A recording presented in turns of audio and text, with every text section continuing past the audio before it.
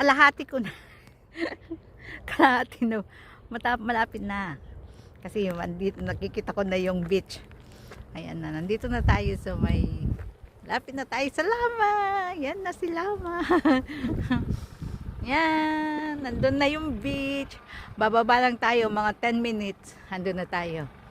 Yan. First time ko mag-hiking. First sa bagong taon. Kasi bagong taon ngayon ng lunar. So this is my first time to hike sa sa Lunar New Year.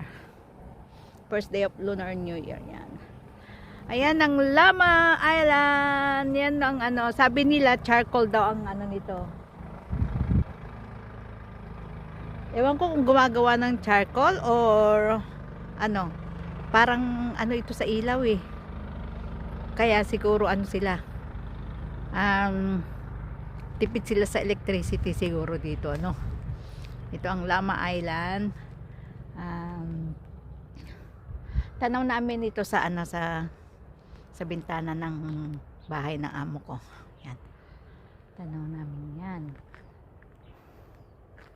Doon naman ang sa may Lantaw, banda roon. Yan, mga bahay. Ang mga bahay dito sa Lama, yan ha. Kanina yung pinanggalingan natin sa Sungkuan. Doon ako muntik na wala.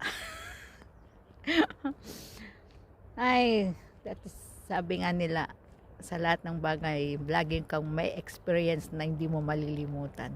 Yun ang talagang hindi ko malilimutan. Yan, kahit sumigaw ka pala ng sumigaw, hindi ka pala maririnig. Kahit nasa malapit lang yung mga kasama mo pag nasa bundok ka. Kasi ang yung bang pag pala nasa maluwang na ka, nasa labas, kahit pala sumisigaw ka, hindi ka naririnig. Ayan. Yan, nandito na tayo sa Lama. Malapit na tayo matapos. Yan, ang ganda ng view sa pagbaba. Ayan, punta na tayo.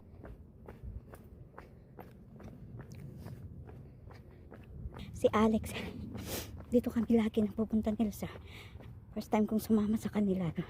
Pinasyal nila ako dito. Talagang kapag kasama mo sila hiking ang nangyayari, hindi sila lumalabas nang hindi naglalakad, walking. Kaya saka ang isa sa paraan ng mga tao dito sa Hong Kong, lalo na yung mga foreigner, kaya mga Chinese, kapag lumalabas sila at nag-hiking sila, buong pamilya ko minsan, sama-sama sila, tapos yan, habang naglalakad sila, magandang banding din kasi nagkikwentuhan. Pag-uusapan ninyo kung ano-ano. Yun. Isang paraan din ng banding ng hiking.